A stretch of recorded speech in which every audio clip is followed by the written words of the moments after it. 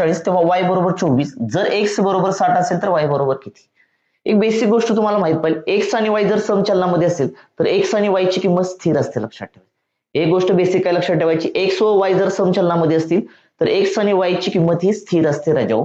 म्हणजे एक्स छेदामध्ये वाय म्हणजे काय येणार, एक्स किती आहे मला सांगा, तुमचा एक्स दिलाय 40 राजा, छेदामध्ये वाय किती दिलाय तुम्हाला 24, बरोबर पुन्हा एक्स किती दिलाय तुम्हाला 60, छेदामध्ये किती आलं वाय, वाय ची किंमत तुम्हाला काढायची.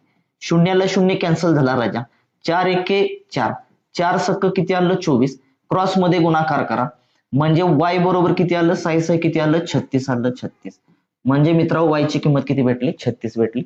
पर्याय क्रमांक किती आला तुमचा, 1 आला. व्हिडिओ आवडल्यास लाईक करा. पोलीस भरती आणि शिक्षक भरती करणाऱ्या जास्तीत जास्त विद्यार्थ्यांपर्यंत हा व्हिडिओ कार्यक्रम शेअर करा. जर व्हिडिओ आवडले असेल तर नक्की आपल्या अकाउंटला फॉलो करा. धन्यवाद.